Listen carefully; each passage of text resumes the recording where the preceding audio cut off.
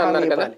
అంటే ఇప్పుడు జనాలు నమ్మాలి కదా. ఇంత ముందు అయితే గనక చంద్రబాబు నాయుడు చేసినటువంటి ఆ ఇళ్ళు ఉన్నాయి కదా, టిట్కో ఇళ్ళు ఏమైపోయినాయి ఇన్ని రోజుల పాటు. ఇప్పుడు ఈ ఇళ్ళు వచ్చాక ఇస్తున్నారు 4 ఏళ్ల తర్వాత.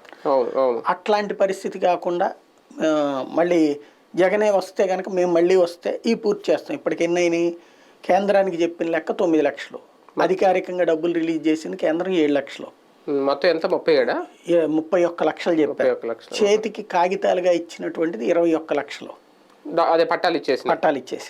కాబట్టి ఇంకో 10 లక్షలు చేతికి. కేంద్రం శాంక్షన్ చేసిన 21 లక్షలు అనమాట టోటల్ గా ఆంధ్రప్రదేశ్. ఆ 21 ఇచ్చేస్తారు.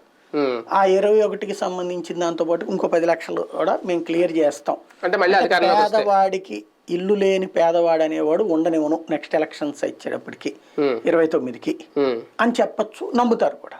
మళ్ళీ అధికారంలోకి వస్తే అవి క్లియర్ చేస్తాను. మధ్యతరగతి వాళ్ళ గురించి అన్ని మేనిఫెస్టోలు ఆలోచిస్తారు. ఇప్పుడు దీంట్లో మధ్యతరగతికి సమస్య ఉందంటే మధ్యతరగతి కూడా పేదవాళ్ళ రికార్డులోకి వెళ్ళిపోయారు. కొంతమంది వైట్ రేషన్ కార్డు లేని వాళ్ళు కూడా ఉన్నారులేండి. వాళ్ళు ఎవరు అబౌవ్ 5 lakhs సంపద ఉన్నాడు, వాళ్ళకి ప్రభుత్వాలు ఏమి చేయలేవు.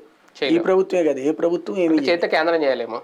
కేంద్రం కూడా ఏం చేయలేదు. అయితే వీళ్ళు ఏం చేశారంటే దాంట్లో తెలివిగా ఆయుష్మాన్ భారత్ కార్డులు ఉన్నాయి కదా, 20 లక్షల రూపాయలని ఇప్పుడు ఈయన ఆరోగ్యశ్రీ అని 20 ఇస్తున్నారు. ఈ మధ్య తరగతి వాళ్ళకి ఇస్తున్నారు ఈ మధ్యన ఇళ్ళకి వెళ్ళి కార్డులు. అంటే వైట్ రేషన్ కార్డు లేకపోయినా వైట్ రేషన్ కార్డు లేని వాళ్ళకి 20 లక్షల రూపాయల దాకా మీకు